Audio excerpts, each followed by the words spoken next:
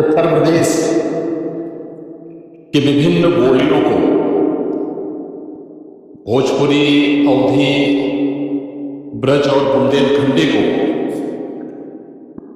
इस सदन में सम्मान मिल रहा है और हमारी सरकार को इन सब के लिए एकेडमी का भी गठन, अलग अलग एकेडमी के गठन की कार्रवाई को भी आगे बढ़ाएंगे।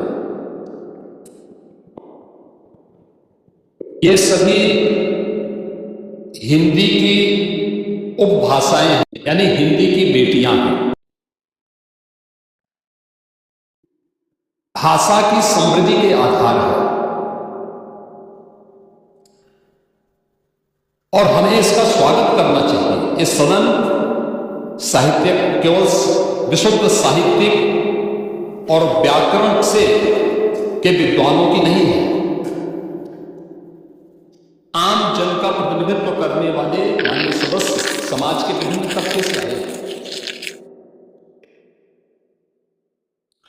अंतिम पायदान पर बैठे हुए व्यक्ति की आवाज को भी इस सदन में मुखरता मिले। इसके लिए अगर किसी को हिंदी में वह धारा प्रवाह नहीं बोल सकता तो उसको भोजपुरी में अपनी बात को प्रवाह नहीं बोल सकता तो उसको भोजपुरी में अपनी बात को रखने का अधिकार मिलना चाहिए। अवधी में, ब्रज में या बुंदेलखंडी में उसको रखने का अधिकार मिलना चाहिए। ये कौन सी बात हो गई कि भोजपुरी में ना बोले, अवधी में हिंदी में ना बोले और उर्दू की आप वकालत कर रहे हैं? ये बड़ी विचित्र बात है।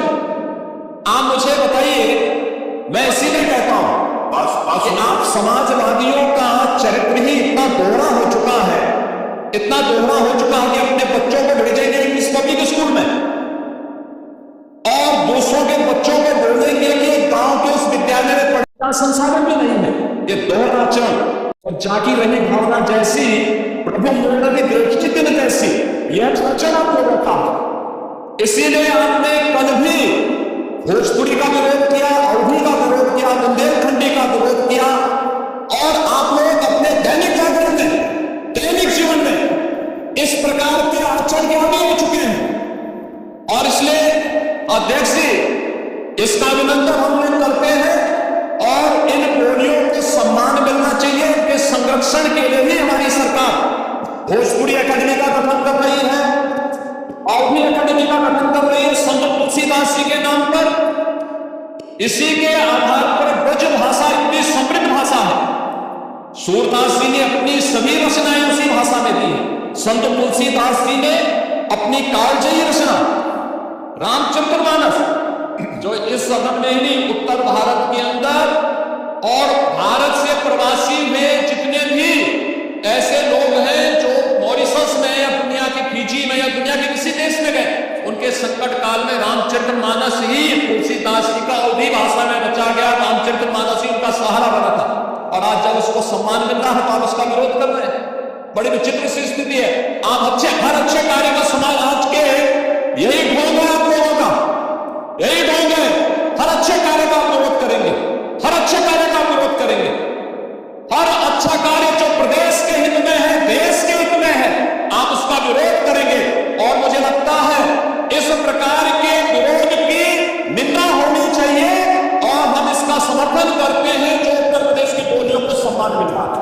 मैं आपका धन्यवाद करूंगा, विधानसभा सचिवालय को इस बात के लिए धन्यवाद दूंगा। कल हम लोगों ने यहाँ पे इसका शुभारंभ किया, समाजवादी पार्टी ने इसका विरोध किया और मुझे लगता है कि प्रोसीडिंग का हिस्सा होना चाहिए। इनको समाज के सामने एक्सपोज करना चाहिए।